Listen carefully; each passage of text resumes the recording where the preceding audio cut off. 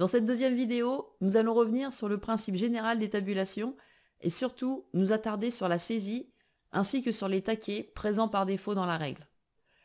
Tout ça pourrait vous paraître superflu, mais bien comprendre ce qui se produit lors de la saisie, ça vous permettra ensuite d'être beaucoup plus à l'aise pour poser vos taquets personnalisés. Pour rappel, nous avons déjà vu à quoi servent les tabulations et comment afficher la règle et les caractères non imprimables.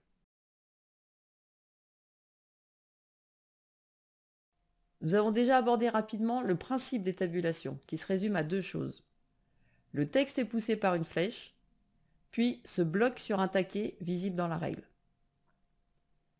Et pour réaliser un document qui comporte des tabulations, les étapes seront les mêmes que pour tout document, c'est-à-dire d'abord la saisie et ensuite la mise en forme.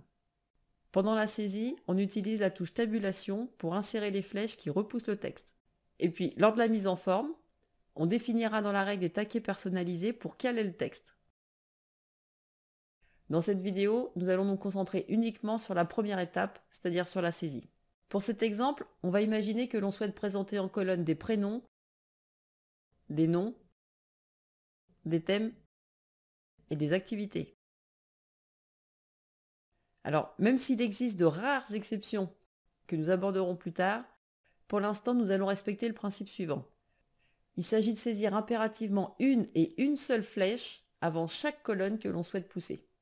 Donc dans notre exemple, il faudra saisir une et une seule flèche avant chaque nom, chaque thème et chaque activité. Bien, je vous propose donc de réaliser la saisie en adoptant ce principe. Alors on commence par Sam, une flèche, gratte, une flèche, musique, une flèche, et enfin guitare acoustique, suivi d'un retour à la ligne pour rester dans le même paragraphe.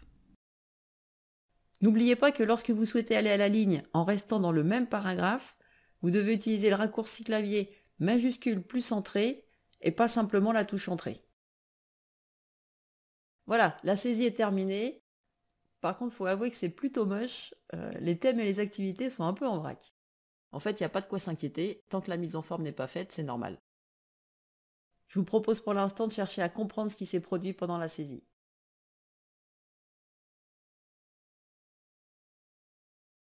En fait, même si le texte a l'air de s'être positionné n'importe comment, on peut quand même remarquer que certaines flèches s'arrêtent aux mêmes emplacements. Les 4 flèches qui précèdent les noms de famille, Gratte, Net, Copter et Bon de Parme, elles poussent le texte jusqu'au même endroit. On a également musique et art du spectacle qui sont alignés au même emplacement, ainsi que sport et gastronomie, puis guitare acoustique et parapente, et enfin théâtre et cuisine moléculaire. Alors évidemment, tout ça, c'est pas le fruit du hasard. Regardez bien sous la règle. Vous allez observer des petits traits verticaux tous les 1,25 cm. Il s'agit de ce qu'on appelle des taquets de tabulation par défaut. Alors souvenez-vous, le principe des tabulations, c'est qu'une flèche pousse le texte jusqu'à un taquet. Ici, et tant qu'on n'aura pas réalisé la mise en forme avec des taquets personnalisés, les flèches poussent le texte jusqu'au premier taquet par défaut qu'elles rencontrent.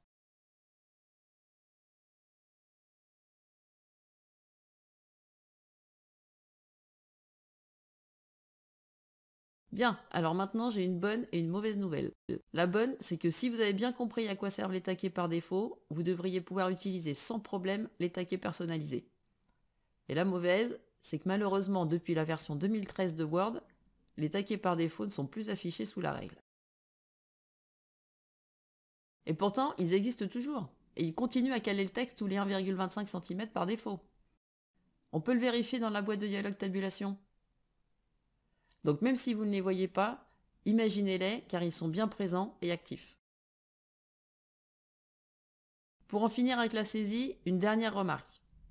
Il pourra vous arriver qu'une flèche soit saisie exactement à la verticale d'un taquet par défaut, auquel cas il se peut qu'elle soit quasiment ou complètement cachée parce qu'elle est immédiatement stoppée par ce taquet. Pour illustrer ce cas de figure, observez ce qui se passe si on augmente la taille du texte qu'on a saisi et notamment ce qu'il advient de la flèche qui se trouve entre sport et parapente. Plus la taille du texte augmente, plus la fin du mot sport se rapproche du taquet positionné par défaut à 5 cm. Et quand on est en taille 16, la flèche n'a plus d'espace et du coup elle devient invisible. Et quand on passe en taille 18, le mot sport dépasse à ce moment-là le taquet qui se trouve à 5 cm. La flèche a à nouveau beaucoup d'espace jusqu'au taquet suivant situé à 6,25 et on la voit à nouveau correctement.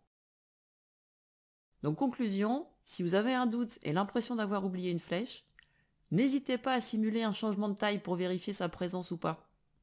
Mieux vaut une petite vérification visuelle rapide que de rajouter une deuxième flèche qui poserait problème ensuite pendant la mise en forme. Voilà, cet épisode consacré à la saisie est terminé. Surtout, n'oubliez pas lors de la saisie au kilomètre de ne saisir qu'une et une seule flèche à la fois, c'est-à-dire pas 2 flèches consécutives. On verra les exceptions plus tard. N'oubliez pas que chaque flèche pousse le texte jusqu'au prochain taquet par défaut. Et ça, même si vous ne les voyez pas parce que vous travaillez sur une version récente de Word. Et enfin, n'oubliez pas que chaque texte poussé par une flèche vient se caler et s'aligner à gauche à l'emplacement de ce taquet par défaut. Dans la prochaine vidéo, nous verrons comment utiliser les taquets personnalisés pour remplacer les taquets par défaut et définir précisément à la fois l'emplacement et l'alignement de chaque colonne.